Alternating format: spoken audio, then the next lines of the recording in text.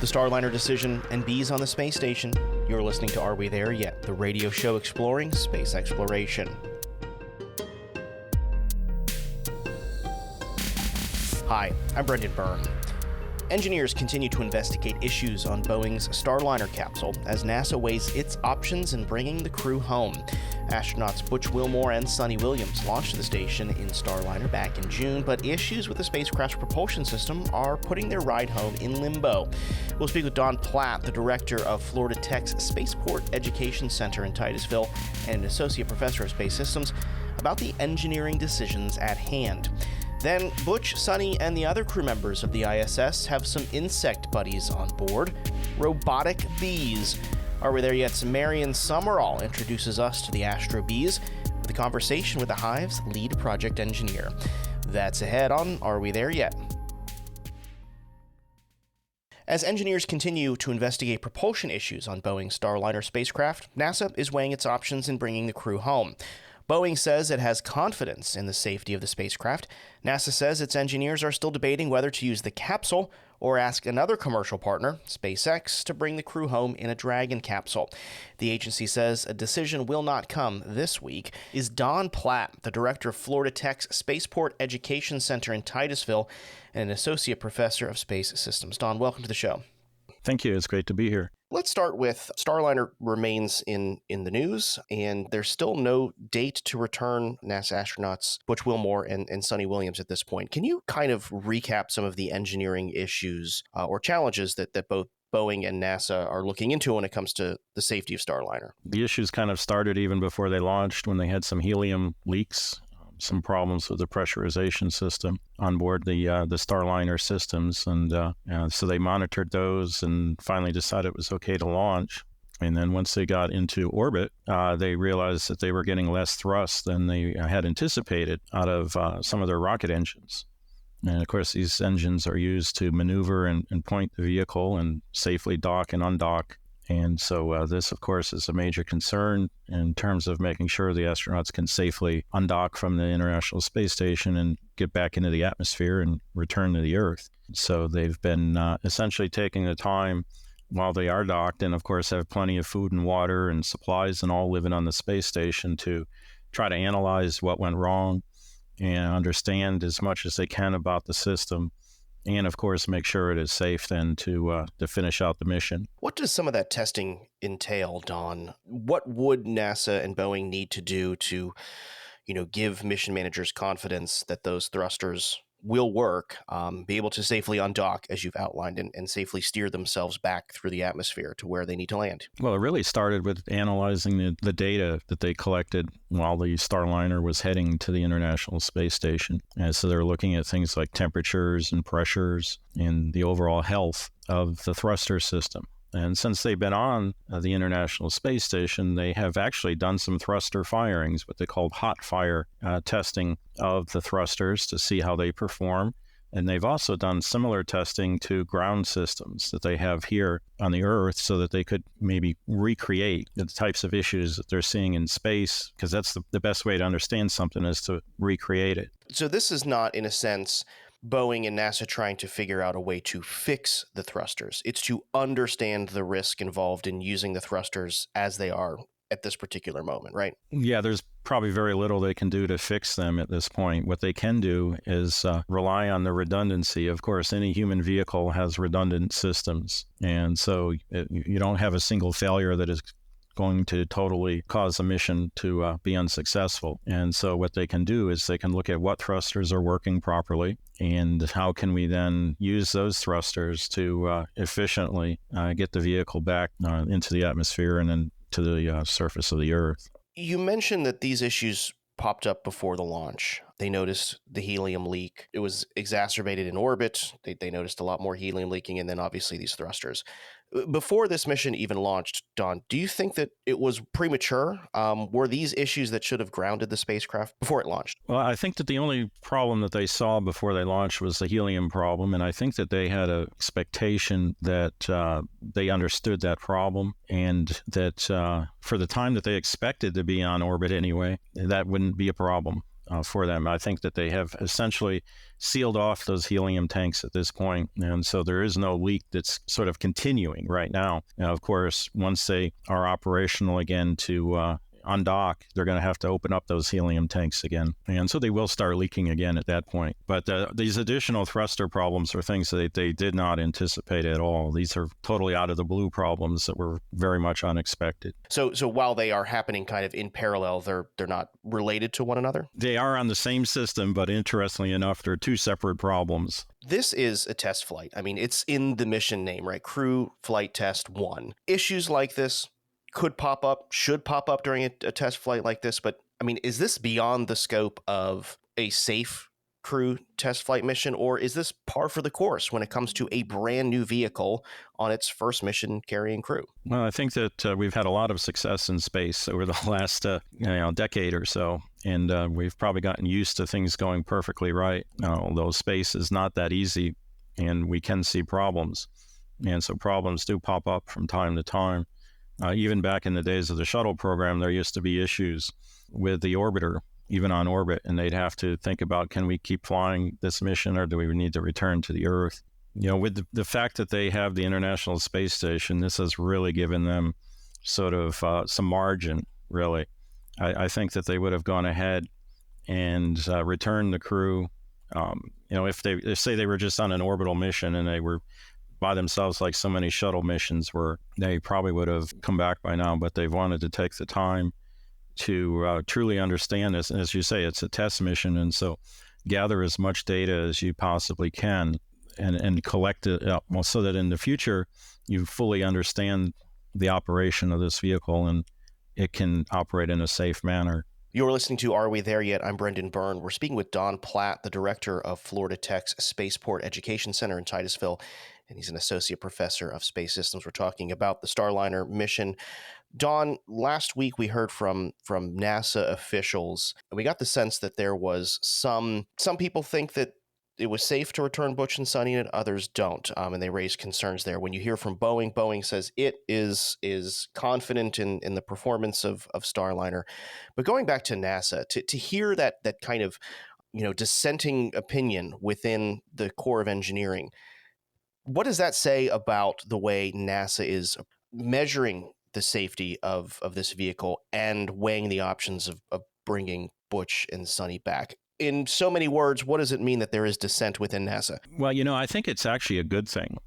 I think that we saw in the shuttle program days, there were what they called cultural issues, organizational cultural issues, where dissenting opinions were squelched, where people who did not sort of toe the party line, if you will, were not listened to, or even worse situations. So here, I think it's important that they're listening to everybody's opinion and taking all of the data and seeing where it goes. As this was something that, again, the Columbia Accident Investigation Board, after the Shuttle Columbia accident, said that NASA had not properly looked at data and analyzed it and really tried to understand what the data was telling them. And so I think this is encouraging that there's dissenting opinions and that NASA is even acknowledging it to some level in a public forum to really have everybody have an opinion about what's happening. Because again, they don't have to deorbit tomorrow.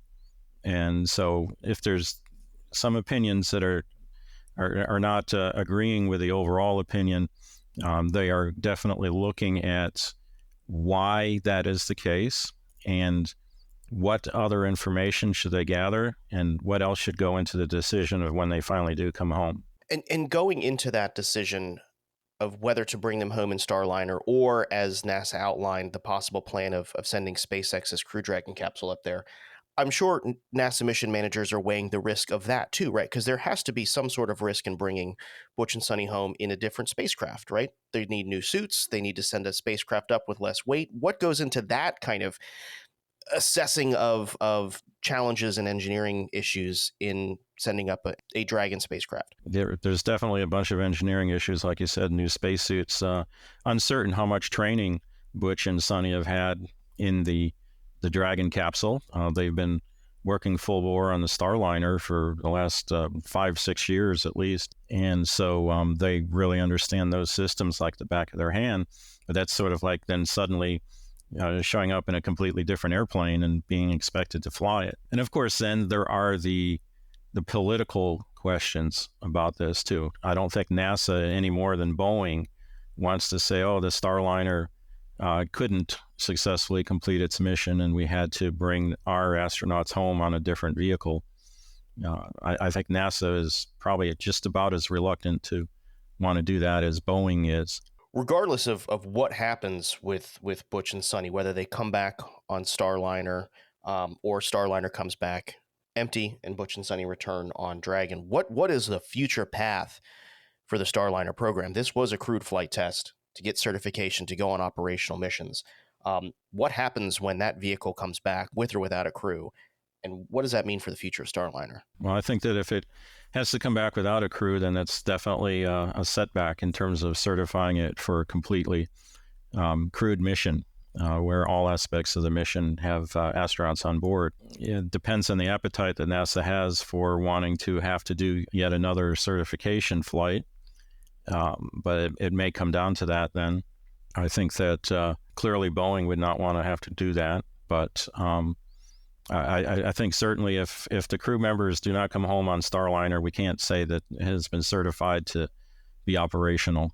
Yeah, it's kind of a big piece, right, is coming back with a crew to certify it. Yeah, safely returning the crew is a big part of the mission, definitely. Finally, Don, I mean, this has been a very, very public mission, maybe more public than Boeing would want it to be with kind of the press that it's getting. But do you feel that the general public is having different views of space travel and the safety of space travel these days? What does it mean to have such public failures like this for Boeing and for NASA? I think that SpaceX has kind of spoiled us in some ways with their successes, and we have so many launches that we don't even really pay attention when another launch occurs anymore because they happen so readily. But this just reminds us that the space environment is very hostile, and it takes a lot to successfully fly a mission. Now, obviously, there's other issues unrelated to space that Boeing has been facing lately, and we see aspects of that in discussions on that almost daily. And so this definitely does not help the public perception of Boeing as a company right now, and confidence that people have in their ability to successfully complete missions. We've been speaking with Don Platt, the director of Florida Tech's Spaceport Education Center in Titusville and associate professor of space systems. Don, thank you so much for your insight. Sure, thank you. Appreciate it. Still to come, along with astronauts living on the space station, there are also bees, but they're not real. Astrobees are robots that assist astronauts on board, buzzing about, helping with experiments and many other tasks. That is sure to be a great conversation. Sorry, I had to do it. Stay listening. That's ahead on Are We There Yet?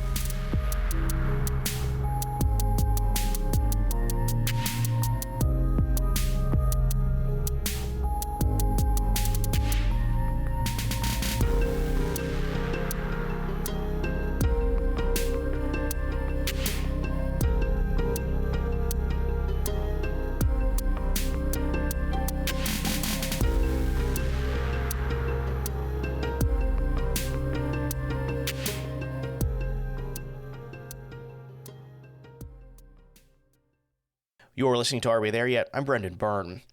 There's a buzz about on the International Space Station, and it's attributed to a hive of robotic bees. The Astrobees are a trio of free-flying autonomous bots on board the ISS. The bots were launched back in 2018, but could recent developments in their autonomous work pave the way for robotic assistance on the Artemis missions to the moon and beyond? Are We There Yet's Marion Summerall caught up with NASA's Andreas Moravargas to see what all the buzz is about. Andreas, welcome to the show. Thank you for having me. So these are little robots on the ISS. What exactly are the Astrobees? They are essentially a research platform. And what we do is that we allow people from all over the world to have access to the International Space Station so that they can test their experiments. What we do is that we allow software and hardware after they have gone through a submittal process. And we help the industry, academia, and even other NASA centers and other international partners to carry out and take their own operations and demonstrate different technologies. And some of those technologies are actually going to be used down here on Earth. So some people use it to test materials. Some people use it to demonstrate capabilities like on-orbit servicing. So there's a wealth of different experiments that people can do. So in a nutshell, those are robots that help other people access the International Space Station in a way that it is unique. So they first were launched back in 2018, and since then they have done a lot of work on the ISS. They've logged over 1,000 hours working on the ISS, right? I mean, they're really busy. That is correct. We have done over 1,200 hours of work, and we have done that going above and beyond, if you may. We have been helping anywhere from middle-high students to put their code on board of the International Space Station. And then we can go from there to allow companies such as Bosch to do a demonstration of their technologies in order to understand if it is possible to create sonic maps or audio maps of an area. And that is essentially payload that Bosch, the company, created, and that they have an array of microphones that they then attach to one of the Astrobees. And then the Astrobee moves in a continuous fashion inside of let's say, the Japanese experimental module, or JEM. In doing so, it creates this map of sounds. And if payload listens to a sound that has not listened for a while, then it can generate an alarm. And so if there is a problem, in this case, crew members will be able to understand that there is a problem through that alarm. And interestingly, this technology can be also used in manufacturing or in plants where there's lots of manufacturing, where you could put a mobile robot and attach the same type of payload and create a monitoring robot that will help maintain the safety of that environment. There is currently a payload that is essentially trying to demonstrate the capabilities of capturing another robot. In this case, we have 3 robots on the station, but one of them is called Bumble, the other one is Queen, because of course they are all bees, right?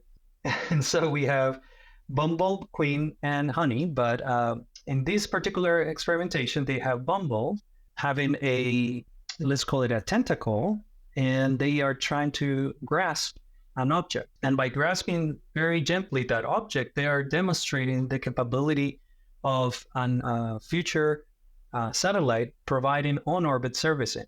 So it's a very interesting set of activities that we can provide and that we can give to all this type of investigations. I guess you could say they are busy bees, right?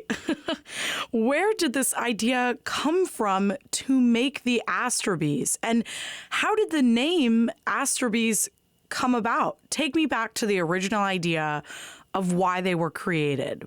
Going back in time, we used to have and operate the sphere robots. Imagine a set of robots that were able to provide experiments similar to what we do now in Astrobee. But the problem that those robots had was that it was they were constrained in the amount of time that they could run for any given experiment. In addition to that, the programming of the robots was somewhat cumbersome, since the computer power was very limited as well. Now, we took those as motivation, and the people who designed the Astrobee essentially thought of a modular way to do this so that new hardware and software could be easily installed, and so that the robots could be used for, like I said, a variety of tasks and to carry out all that wide range of experiments, even those that we haven't even imagined. That's one of the things that I love about Astrobee, that you never get to do the same thing twice. It's great. Taking those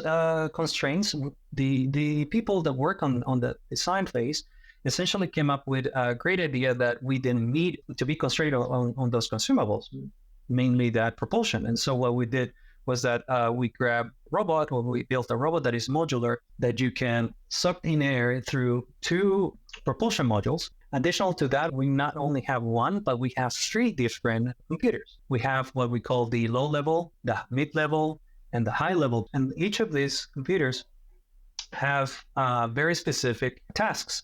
And interestingly enough, this high level processor is based off computer that is similar to having a cell phone. So much so that we use an Android operating system, so that people all over the world have an easier way to control it. So in a way, you could say that if you can, at home, those who are listening, if you're able to, plug your phone to your computer and, light up a little bit of a program that says "Hello World" on your cell phone, you'll be able to do something similar to that over in the robot. So that is how we are trying to simplify and make it more accessible to a lot of people in the world. Fascinating. And it seems like with that technology, you're able to have that collaboration. I'm curious to know how the Astrobees collaborate and work with each other. And what about assisting astronauts? How do these bees work, and how do they work with people? As a matter of fact, I can tell you, that the Spheres robots that I was mentioning before, they had those 2 constraints, power and propulsion, but also they needed a nanny all the time. They needed a crew member or crew members to be around them. Now, with Astrobee, we actually have something that we call crew minimal. And crew minimal activities are those where the robots, we just tell them, okay, let's go do this particular task. And the robot goes by itself through a plan, grab all that information, and then come back to a particular position and wait for additional requests.